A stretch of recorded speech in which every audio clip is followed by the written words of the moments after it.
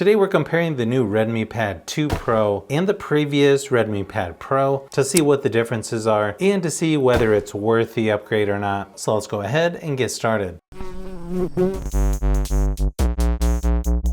When it comes to the price, the newer Redmi Pad 2 Pro is going to be a little bit more expensive, starting at just over $300. But both of these are considered more affordable or budget tablets. Both of these start with 128 gigabytes of storage and go up to 256. You also have 6 or 8 gigabytes of RAM, depending on what storage option you go with. You can also use a micro SD card to expand the storage on both of these as well. Surprisingly, the older Redmi Pad Pro is actually lighter at 571 grams versus 610 for the new Redmi Pad 2 Pro. They both have a 12.1-inch IPS LCD display at up to 120 Hz refresh rate. They have the same resolution at 2560 by 1600. Both of these are 600 nits peak brightness as well. So as far as screen quality goes, I don't think you're going to see that big of a difference. Again, they're very similar, so I don't think you can go wrong with either one. As far as the battery, you've got a 10,000 milliamp hour in the Redmi Pad Pro versus a larger 12,000 milliamp hour in the Redmi Pad 2 Pro. You've got 33 watt fast charging on both of these, but you also have 27 watt reverse charging on the newer Redmi Pad 2 Pro. So you could basically use your tablet as a power bank to charge other devices, which could come in handy sometimes. Not a huge surprise, but when running my typical battery drain test at 100% screen brightness, the older Redmi Pad Pro lasted about 6 hours versus 7 hours for the Redmi Pad 2 Pro. So if you want the tablet with better battery life, you'll want to go with the newer Redmi Pad 2 Pro.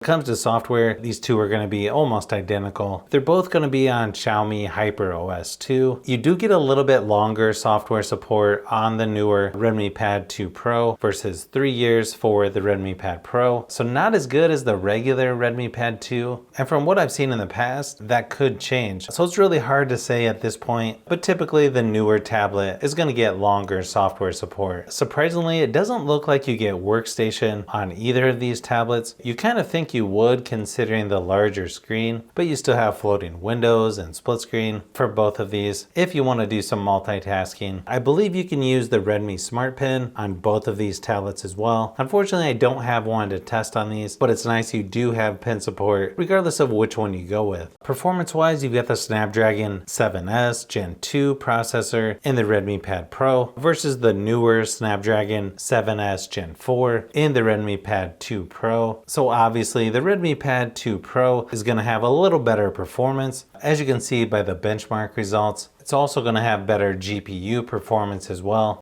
Now when it comes to the speakers, you've got a quad speaker setup on both of these with Dolby Atmos. I think they're actually pretty loud in person, but pretty similar overall. Surprisingly, both of these still have a headphone jack as well, something you're not seeing as much these days on tablets. Here's a quick sample of each just to give you an idea of what they sound like.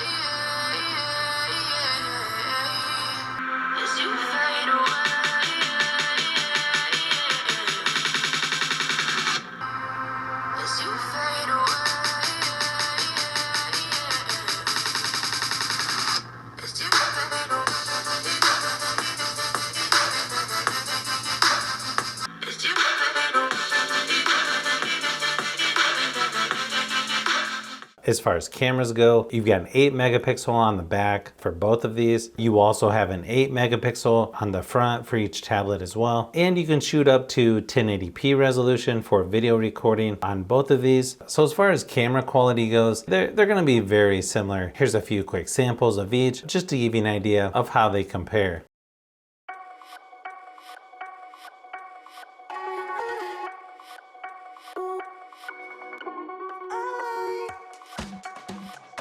Overall, I think the Redmi Pad 2 Pro is a nice upgrade in performance and battery life over the previous Redmi Pad Pro. I just wish that it got a little longer software updates similar to the regular Redmi Pad 2, because I believe that one's getting up to 5 years software, 7 years security updates, but hopefully that changes in the near future. If you're looking for a certain comparison, let me know in the comments down below. I'm trying to cover as much as possible. Plus I've got a lot more stuff that I'm working on as usual, so keep an eye out for those upcoming videos.